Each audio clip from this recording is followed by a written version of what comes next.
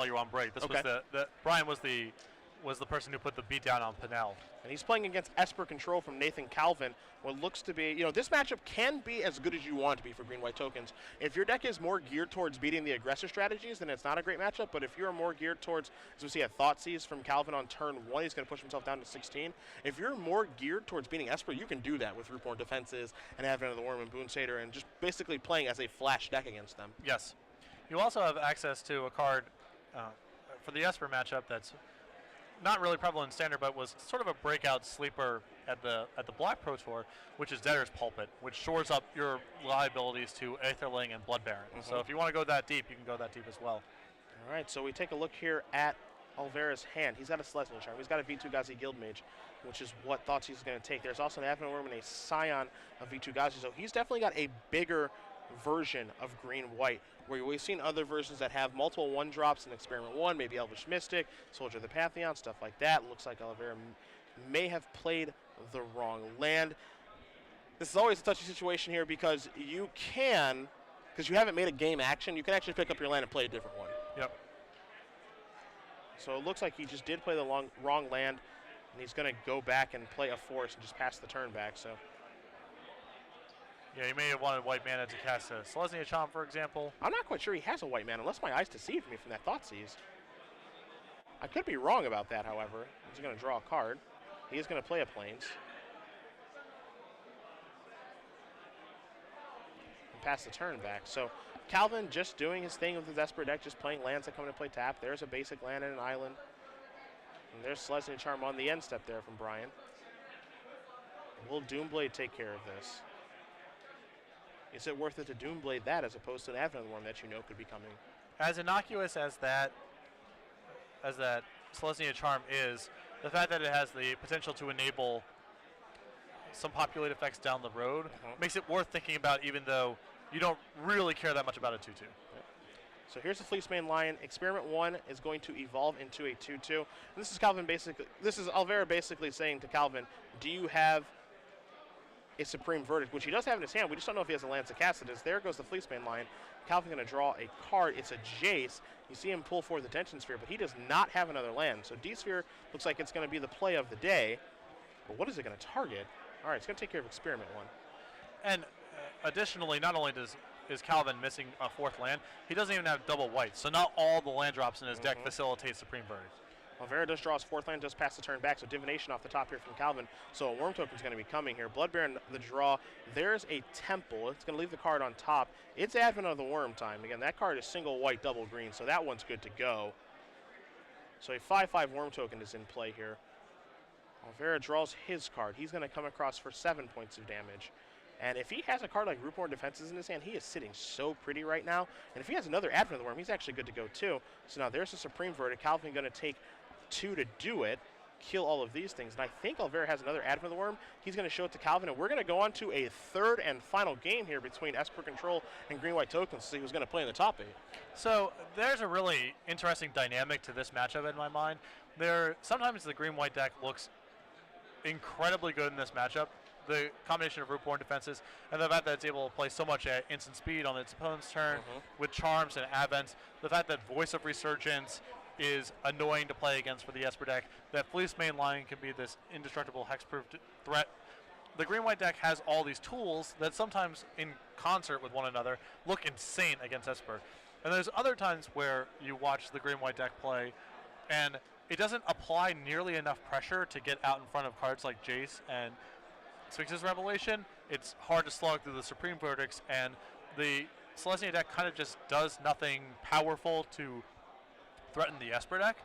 So the games have a really weird texture to them. They vary a lot from game to game. Yeah. Sometimes the green-white deck's mixture of powerful, aggressive tools and the right reactive elements just lines up really well against Esper. And sometimes the lack of initial pressure causes the Esper deck to sort of just play the game at its own pace. Yeah, the tough part for the green and white deck is that it has no control over if it floods or not.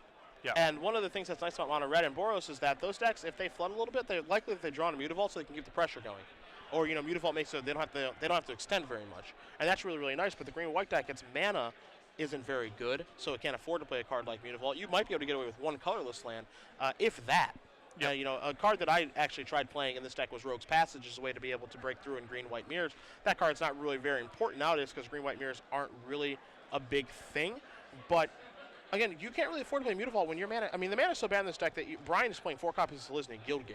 Yeah. And to have a bad mana for a 2-color deck where your mana is so stressed with, you've got Boon Satyr that's double green, Advent that's double green, but you need white on turn 2 and green so that you can play Fleecemane Lion and Selesnya Charm, Call the Conclave, all that stuff. It's really stressed mana. And so as a result, if you draw 6 or 7 lands in a game, you've likely lost. Yeah, I mean, 7 plains, 9 forests is some Mercadia Mask block action there. Yeah, I mean, yuck. we haven't seen mana bases like that in quite a while. But it is kind of a function of the format, and to some extent, we've been spoiled by the quality of mana the last couple of years. I actually like a reversion to playing extra colors is a real cost, and things aren't free, and you can't just cram everything that you want into your deck. I actually like that kind of deck building better than the do whatever you want, more or less style that we've been in for the last couple of years. Yeah, I'm much more of a fan of, if you're going to play second color, there's a cost associated with that. If you're going to play 4 Mutavaults in your deck, there is a chance that you just draw 2 of them and you just kind of mess around and you just end up losing because you didn't draw enough of the actual basic lands. Stuff like that. Everything should have a cost instead of just like, let's do this. As many colors as I want. What are you playing? Well, I'm playing Band Control, Splashing Drown Yard. Yeah. You know what I mean? But, and for all you blue, white, and green, white enthusiasts out there, you can look forward to the printing of your temple. That's true. That's another thing that's going to immediately improve these decks. See, both players are going to keep their 7 cards very, very quickly. Calvin going to start off here with a Temple of Deceit. We are underway in game number 3. Temple Garden untapped. Going to start with an Experiment 1. Very important for Olvera to get off to a fast start in game 3 when he's on the draw. Yeah, he has to force the Esper deck to react and play on its own turn to some degree.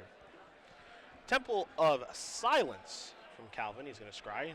Olvera is going to come in for 1, so he does not have a way to level that up, and he does not have a second land. And Selesnya Charm, Azorius Charm rather, the draw for Calvin. So if there's no land drop here, he can an absolute beating. Yeah. I hate to pronounce a game over before it is over, but this is just that's a time walk. That's an actual time walk. Yes. That's Azorius Charm.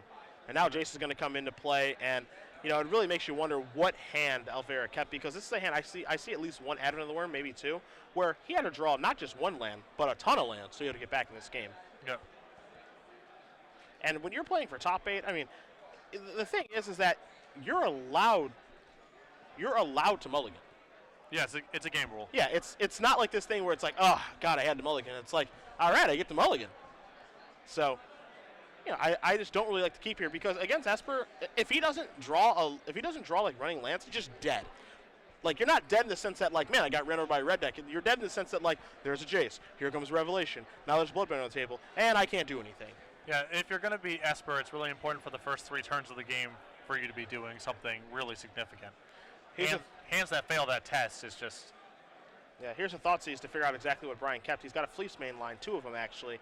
He's got a Selesnya Charm, a Rootborn Defenses, double Advent of the Worm, and a Loxodon Spider. And again, you're basically making it so that you have to draw multiple lands in a row, because remember that when you're playing against Esper, especially on the plate, it's not very much difficult for them to just go, oh, you played a Fleecemane line? Kill it. Right. All right, play your next guy, kill that one too. And even with this hand, if Bryan's first land that he draws after his Temple Garden is Selesnya Guildgate, this hand's still not good enough to win, like taking that turn off. So a lot had to break right. There's obviously a lot of power in Bryan's hand as well, because it's all spells, but it seems like the risks were not worth the rewards. Bloodbaron going to be on mop-up duty here, as Jace looks like it's going to tick up. Want to make sure that he did actually turn that die up there, which I believe he did, I think. On turn, yeah, okay, now we're good. Yeah, so he's going to take it down. So, yeah, because he went from 4 to 2, and then on turn 5 he moved up and played Bloodbaron. So in this one it should be on 3, and he can either take it up to 4 or down to 1. I think he's deciding how he wants to use Jace, which is the mini factor fiction to show a Hero's Downfall, a Thoughtseize, and a Sphinx's Revelation. It's going to be tough. Take all 3 of them, whatever. Yeah, the old 3-0 pile. You get them all. Yeah. And this is what I mean about, like, even though, like, Calvin has a Bloodbaron, even if he didn't have a Bloodbaron here, as there's another Jace, and he's just going to tick it up, even if he didn't have a Bloodbaron, it's just like the game is over at this point. There's really no coming back. It's like, Fleecemane line, you're too late to the party now. Yep. Also, you don't matter on turn 8, unless, you're playing it and you have the ability to Monstrosity in the same turn. But now Bloodbaron just gets to run do its thing here. Another Thoughtseize here.